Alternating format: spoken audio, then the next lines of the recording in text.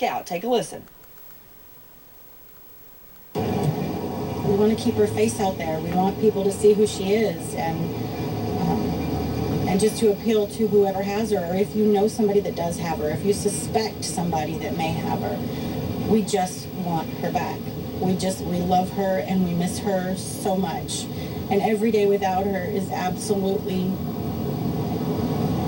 unbearable. We just want her back. That's all we want right now is we want her back, and we want her back safe.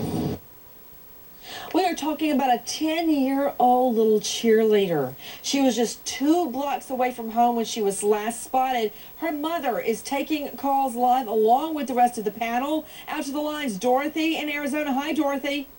Hi, Nancy.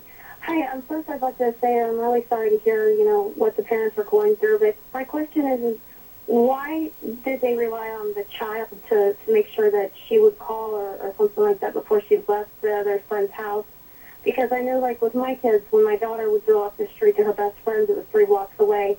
And if one of my sons couldn't take her, then we had a game plan where I would stand outside, watch her walk up to the corner, then the neighbor on the corner would come out. I'd call her. She'd watch her go around the corner until she made it to the other girl's house.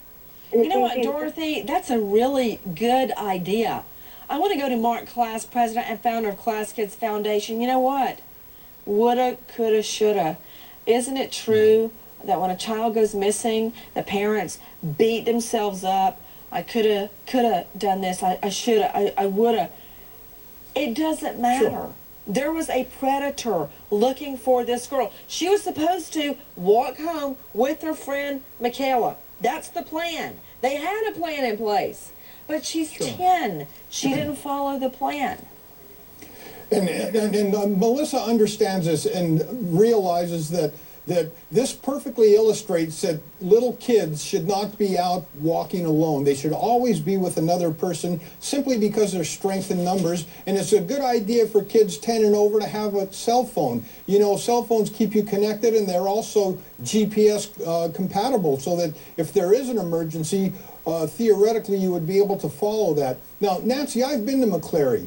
I know this area a little bit, and I can tell you that it's a very small, cut-off community. There are no attractions there. It's completely surrounded by the rainforest. You could stand in the middle of town, and you're really no more than 200 yards from the rainforest in almost any directions. There's about 1,500 people that live there. Not a lot of people come there that don't belong there. I think there's 2 possibilities here. I think the first possibility, and the most likely one, is that she is a crime victim, and that the person that committed that crime is probably lives within a block or 2 of where Lindsey lived.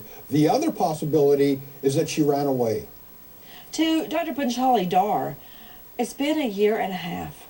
Can we determine cause of death if her remains are found?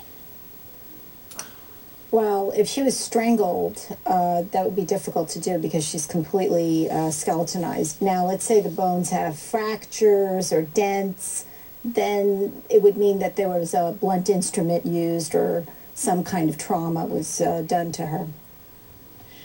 We are hoping to bring Lindsey home alive to her mother, Melissa, who is joining us tonight. As we go to break, please help us find another of America's missing. Jennifer Poole, 39 years old, vanishes April 28, 2010, Bayshore, New York. White, female, 5'6", 140 pounds, brown hair, brown eyes. Take a look. Tattoo on neck says Joey. If you have information, please call 800-220-8477. If your loved one is missing and you need help, go online, cnn.com/Nancy Grace. Send us your story. We want to help.